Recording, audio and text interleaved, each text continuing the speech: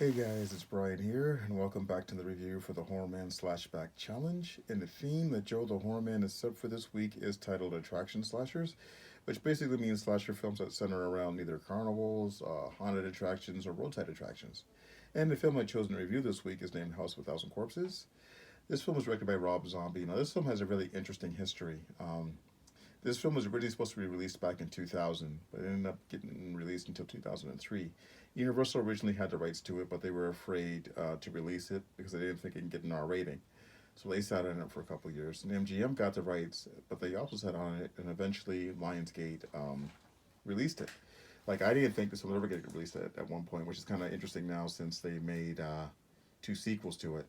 Um, the plot of this one is fairly simple on the surface. We have a group of young couples, and they're writing a book on roadside attractions. And this story takes place around Halloween. Somehow they end up at Captain Spaulding's Museum of Monsters and Madmen. Captain Spaulding is played by Sid Haig, and he has like this clown makeup and stuff. There's a picture of him right here, how he looks in the film. And he's got this bizarre gas station slash chicken place. But at the back of his story, he has this museum that centers on serial killers. So they decide to take the ride, and it's going through all the serial killers. But at the end of it, it mentions Dr. Satan, who's supposed to be a local serial killer, and Captain Spaulding says that he was killed not too far from there and hung from a tree called the Satan tree. So they decide they want to see this tree, and so they head out looking for it. And along the way, they pick up a hitchhiker played by Sherry Moon Zombie, who tells them she knows what the tree is and she'll show them. But along the way to that tree, they end up getting a flat tire. So she says, "Look, I can bring you to my house, and I'll have my brother fix the tire." So they end up going there, and things go downhill from there.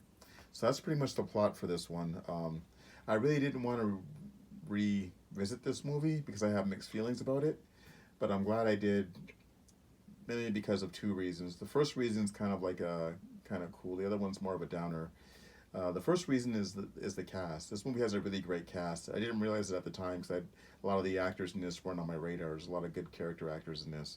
Um, like when I first originally watched this, I knew of Karen Black because I was a big fan of Trilogy of Terror and Burnt Offerings, and Tom Towles, who plays the sheriff in this. He was in Henry Portrait of the Serial Killer. He played Otis, and he was also in the Night of the Living Dead remake from 1990.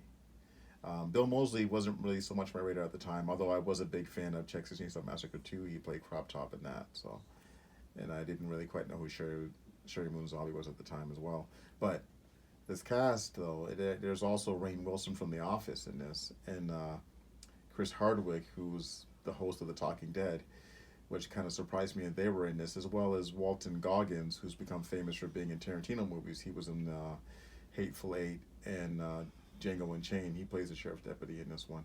So it was kind of cool to see these guys in this um, as well, even though Chris Hardwick and Rainn Wilson get tortured and mutilated in this movie, which is kind of a downer.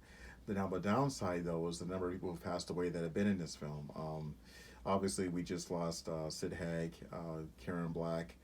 Now, there's another actor named Matthew McRory. He's most famous for being in the Tim Burton film Big Fish. He plays Tiny in this one. He's like all, he wears this mask, and he's a really tall guy, and he's been burnt up, and he was kind of intimidating. He's a good presence in this. And then there's another actor by the name of Dennis Frimple. He plays Grandpa in this movie, and he's kind of over the top as well. And he had passed away before the film was released. He was supposed to have a bigger role in the film, but he wasn't feeling, he was really ill at the time. So they kind of scaled back on what he was doing. Most of his scenes he was sitting down. So, so there's that. I really like the look of the Captain Spaulding's Museum of Monsters and Mad Men. It's really colorful and stuff, and the film works best when it's there. The downside for me is that Rob Zombie didn't seem to care that much for the victim characters in this, and I noticed that in a lot of his movies. So it always makes it a hard watch. Like the Firefly family, I noticed in this, like as the series gone on, they became like anti-heroes. Like it's almost like taking Texas Chainsaw Massacre and turning Leatherface into the hero of the series. So it was always kind of a turn off for me. The weird thing about this film is Rob Zombie doesn't even try to hide the fact that the Firefly family are insane. Like there's all these little vignettes and stuff that happen in this place between the story where you can tell, they're doing these monologues and stuff, and like you can tell these guys are straight up crazy. And of course, the family when the people get there, they're totally obnoxious the whole time and kind of hard to be around when they're not killing people to begin with. Now, the last 10 minutes of this film get really interesting when they actually reach the Satan tree. Like I almost wish that they found a way to connect the story from the Captain Spaulding's gas station to the Satan tree area, the cemetery, a lot better. But I don't know. Like this film basically is Texas Chainsaw Massacre for the most part. Um, I still recommend this one. Like the cast is good. Everybody overacts. Like obviously, Karen Black's overreacting, Sherry Moon's overacting, and Bill Mosley's overacting. You know, so I don't know. Like this film is the more horror themed than the other two films that followed. Like when I look at the Devil's Rejects and Three from Hell, they're more of like these over the top action, gritty action films with home invasion elements thrown in, as opposed to this one, which is the most horror of the three. Um, I guess that's it, guys. That's my review. Thanks for watching, and I'll talk to you all later.